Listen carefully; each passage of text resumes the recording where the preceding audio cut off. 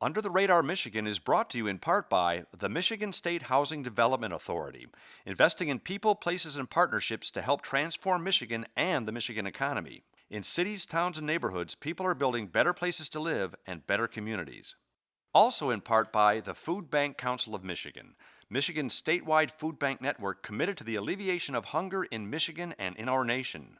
The Food Bank Council of Michigan gathers food and funds to help stock Michigan's food banks. And by Moose Jaw, a Michigan retailer whose stores and employees serve the outdoor enthusiast with clothing and gear. Information on locations and gear at moosejaw.com. I've been around the world, but there's one place I keep coming back to. And the more I explore, the more I realize it's the place to be. I'm Tom Daldin, and this is Under the Radar Michigan.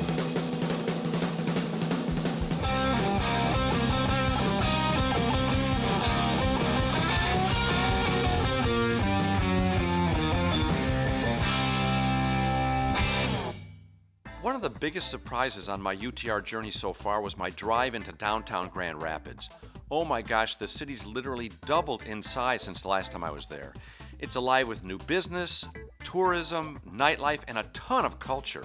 There's a real modern and progressive feel here that I think makes Grand Rapids one of the greatest places to live in the U.S. today.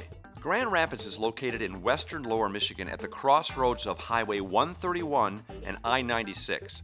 You can also be on Lake Michigan in just a half hour from Grand Rapids.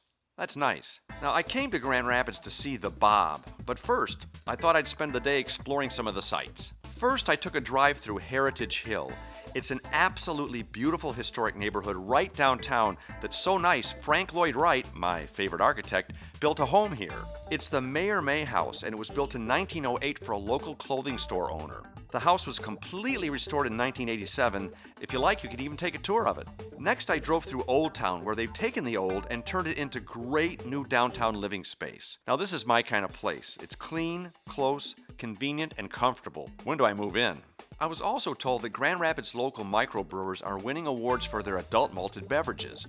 So, I made a quick stop at a place called Hopcat. Now, Beer Advocate magazine just named them third best beer on planet Earth. That's pretty impressive. And it's also a real nice place to have a brew. I also stopped by the largest neighborhood bar in Grand Rapids. It's Founders Brewing Company, and these guys take beer seriously. They just recently took 4 medals at the 2010 World Beer Cup. They've got a huge loyal following, a complete brewing and bottling operation, a great philosophy.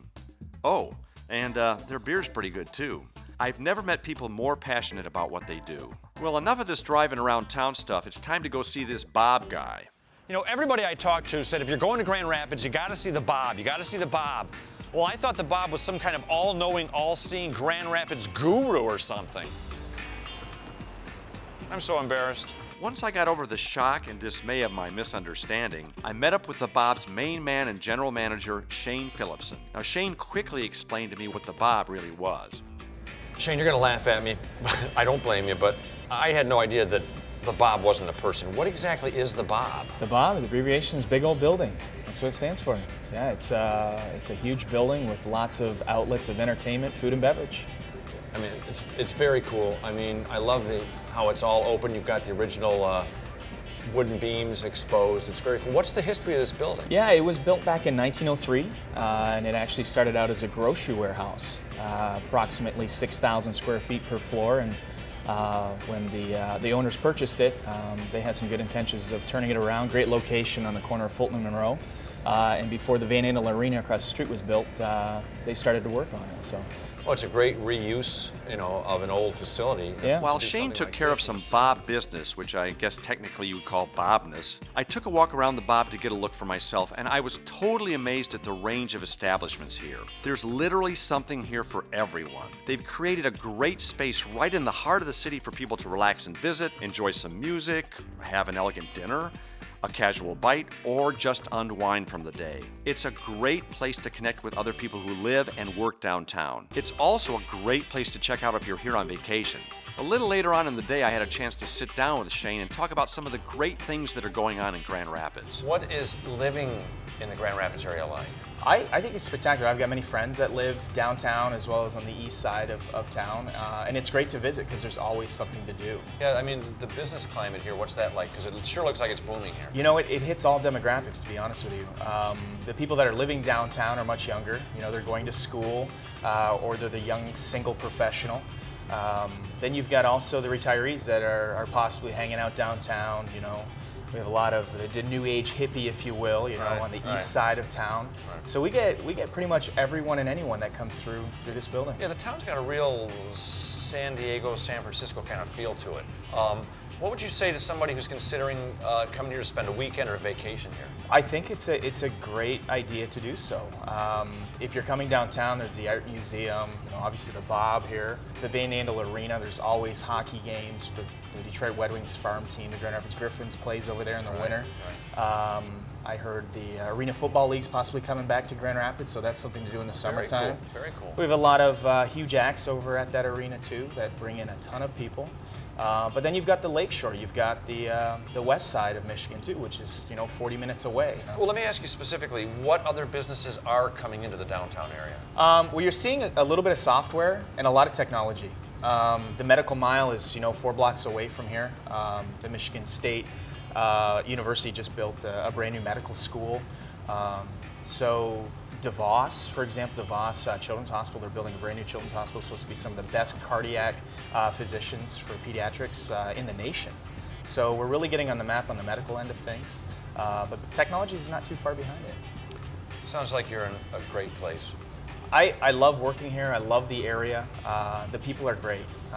It is a very large sense of community in a decent-sized city. After our little talk, Shane asked if I wanted to partake in a friendly game of pool. I'm always up for a sporting challenge. I just wonder if he's any good. So you wanted to shoot some pool, huh? I lost track, and my stripes are solid. I don't think it matters. Okay, I'm just curious.